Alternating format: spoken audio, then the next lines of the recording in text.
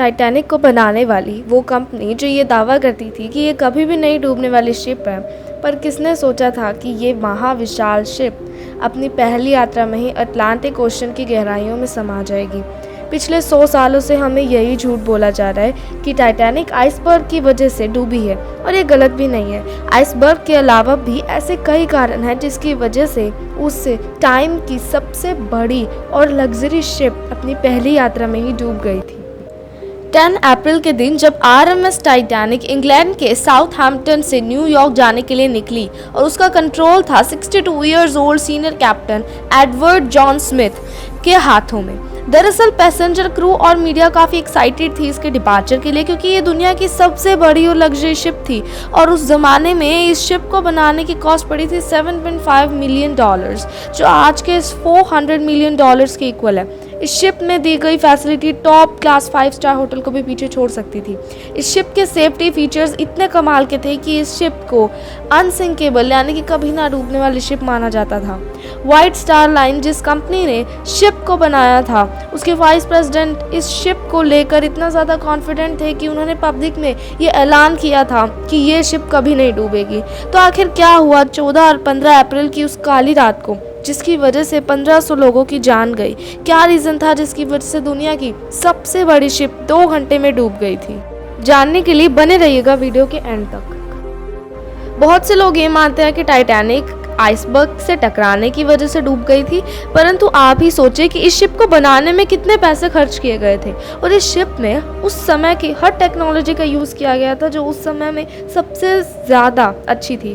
फिर सिर्फ एक आइसबर्ग के टकराने से टाइटैनिक कैसे डूब सकती है? कई रिसर्चेस के बाद ये पता लगा कि टाइटैनिक के डूबने का कारण आइसबर्ग नहीं बल्कि उसके बेस में लगी आग थी, और यह आग तब से लगी हुई थी जब टाइटैनिक साउथहैम्पटन से निकली भी नहीं थी। और इसका प्रूफ देती है ये पिक्चर्स, जिसमें टाइटैनिक के बेस में एक बड़ा काला धब्बा दिख रहा है जो कि सिर्फ आग की वजह से ही बन सकता है। यह आग इतनी ज़्यादा पावरफुल और गर्म थी कि इसने टाइटैनिक के बेस में एक ब्लैक धब्बा बना दिया, और साइंटिस्ट का ये भी कहना है कि टाइटैनिक के बेस में लगी उस आग ने टाइटैनिक के इस हिस्से के मेटल को 75% तक वीक कर दिया था, और कोइंसिडेंटली आइसबर्ग भी उसी जगह से जाकर टकराया जहां पर आग लगी थी और मेटल कमज़ोर हो चुका था। हैरानी की बात तो यह है कि जिन लोगों ने इस शिप को बनाया था उन लोगों को यह पता था कि टाइटैनिक के बेस में आग लगी हुई है और इस आग से लोगों की जान को खतरा है, पर फिर भी उन्होंने इस पर कोई एक्शन नहीं लिया, क्योंकि जब तक उन्हें पता लगा तब तक टाइटैनिक की सारी टिकट्स बिक चुकी थी और उसी दिन चलने वाली सारी शिप्स को कैंसिल कर दिया गया था। और अगर आज टाइटैनिक नहीं चलती तो फिर टाइटैनिक की मदर कंपनीज को काफ़ी ज़्यादा नुकसान होता, इसलिए अथॉरिटीज़ ने चुप रहना ही सही समझा। उन्होंने टाइटैनिक को थोड़ा मोड़ कर खड़ा कर दिया ताकि पैसेंजर्स को इसके बारे में पता ना चल सके।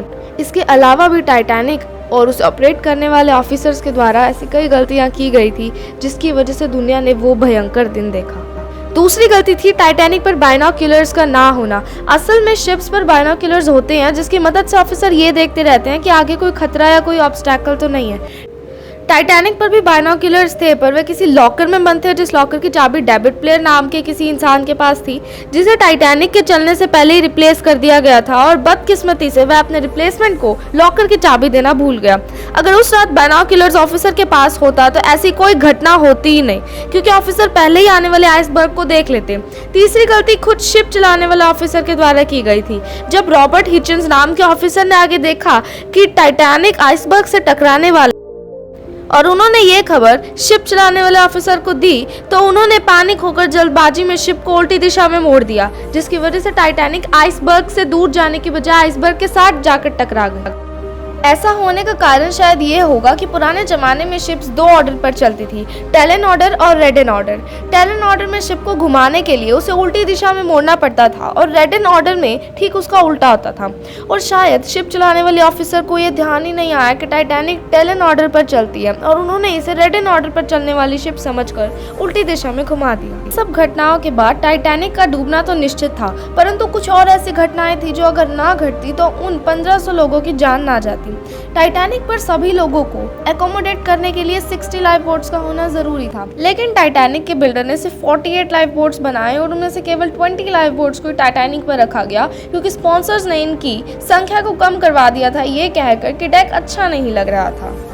हर शिप पर एक सेफ्टी ड्रिल करवाई जाती है जिसमें पैसेंजर को लाइफ गार्ड्स को पहनना और स्टाफ को लाइफ बोट्स को पानी में उतारना और उनमें लोगों को बैठाना सिखाया जाता है। और ये ड्रिल उसी दिन होने वाली थी जिस दिन टाइटैनिक डूबी, लेकिन यहाँ पर कैप्टन एडवर्ड जॉन स्मिथ ने करी दूसरी गलती। उन्होंने इस ड्रिल को कैंसिल कर दिया और ये ड्रिल नहीं हुई, जिसकी वजह से लाइफ बोट्स को पानी में उतारने के लिए 10 मिनट की बजाय आधे घंटे से भी ज़्यादा का समय लग गया। इतना ही नहीं, जब स्टार्टिंग में लोगों को लाइफ बोट्स में बिठाया गया तो सीटिंग अरेंजमेंट्स में काफ़ी ज़्यादा लापरवाही बरती गई। हर लाइफ बोट में 35 पैसेंजर्स को बिठाने की अरेंजमेंट होती है और शुरुआत में सिर्फ 27 पैसेंजर्स को ही लाइफ बोट में बिठाया गया था। इन सब कारणों की वजह से ही टाइटैनिक के डूबने के बाद भी पैसेंजर्स को नहीं बचाया जा सका। अगर इनमें से एक भी गलती ना हुई होती तो काफ़ी हद तक पैसेंजर्स की जान बचाई जा सकती थी। जैसे कि अगर आग की वजह से शिप को कैंसिल कर दिया जाता तो शिप के अंदर पानी नहीं भरता। अगर बायनॉक्यूलर्स होते तो ऑफिसर्स आने वाले आइसबर्ग को पहले से ही देख लेते। और अगर शिप चलाने वाले ऑफिसर टाइटैनिक को सही डायरेक्शन में मोड़ लेते तो टाइटैनिक आइसबर्ग से शायद ना टकराता। टाइटैनिक डूबने के बाद भी अगर शिप पर एप्रोप्रिएट अमाउंट में लाइफ बोट्स होती तो सारे पैसेंजर्स को इन लाइफ बोट्स में बिठाकर सेफली दूसरी शिप्स पर ट्रांसपोर्ट किया जा सकता। और अगर सेफ्टी ड्रिल्स को कैंसिल ना किया जाता तो इतना ज़्यादा समय लगने की बजाय कुछ समय में ही ज़्यादा से ज़्यादा लोगों को दूसरी शिप्स में ट्रांसफ़र किया जा सकता था। इन सभी गलतियों को मिलाकर इतनी बड़ी दुर्घटना हुई। आपको हमारी ये वीडियो कैसी लगी? अगर अच्छी लगी तो इसे लाइक कीजिएगा, नहीं लगी तो मत कीजिएगा। चैनल पर नए हैं तो चैनल को सब्सक्राइब जरूर कर दीजिएगा और बेल आइकन को भी प्रेस कर दीजिएगा ताकि आपको आने वाली और इंटरेस्टिंग वीडियोज़ की नोटिफिकेशन टाइम टू टाइम मिले। Thank you.